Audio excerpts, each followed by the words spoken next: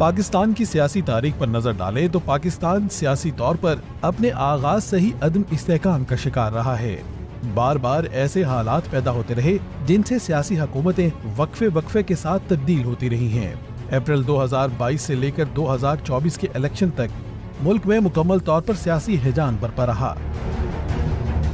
मुल्क की मईशत तो पहले ही बुरी तरह से मुतासिर हो चुकी है। अब खुदा करके इलेक्शन का अमल मुकम्मल हो चुका है, जिसके नतीजे में हुकूमत साजी का अमल भी अपने फाइनल मराहिल में दाखिल हो रहा है।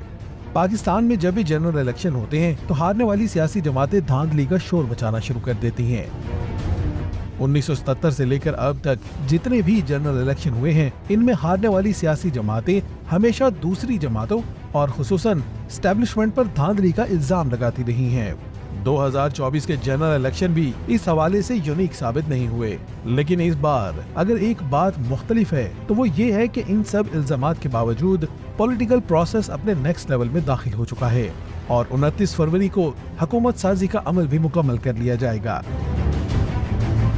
अब हम सब के लिए सोचने और समझने की बात यह है कि जब हुकूमत साजी का अमल मुकम्मल हो जाएगा तो इसके बाद पाकिस्तान को आगे बढ़ना है और दरीना मसाइल स्पेशली जो मईशत से जुड़े हुए हैं, इनका हल निकालना होगा।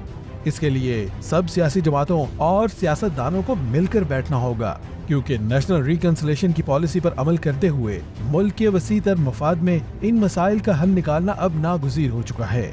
इन हालात में जो लोग IMF को नई हुकूमत के साथ किसी भी तरह की बातचीत ना करने के खत लिख रहे हैं, इनको भी इस बात पर सोचना होगा कि क्या वो मुल्क की बेहतरी के लिए काम कर रहे हैं या इसको नुकसान पहुंचाने की बात कर रहे हैं। पाकिस्तान को जून 2024 तक $24 अरब बैरूनी कर्जा वापस लौटाना है। इसी तरह अगले 3 सालों में पाकिस्तान ने बैरूनी कर्जों की मद में $79 बिलियन का कर्जा वापस लौटाना है। स्टेट ऑन इंटरप्राइजेज की मद में हर महीने हुकूमत को कई 100 अरब रुपए का नुकसान भी उठाना पड़ रहा है। खुदारा हालात की संगीनी को समझते हुए हम सबको अपने जाती मफादात, सियासी रंजिशें बालाए ताक रखकर इंतशार, अफरा तफरी, जलाओ घेराव की सियासत से दूर होना पड़ेगा और सबको मिलकर मुल्क की तरक्की में अपना हिस्सा डालना पड़ेगा और अवाम को भी ऐसे अनासर की निशानदही करनी पड़ेगी जो मुल्क को किसी भी तरह से आगे जाने से रोकना चाहते हैं, क्योंकि पाकिस्तान अब किसी भी सियासी अदम इस्तेहकाम और मुआशी ज़वाल का मुतहम्मल नहीं हो सकता।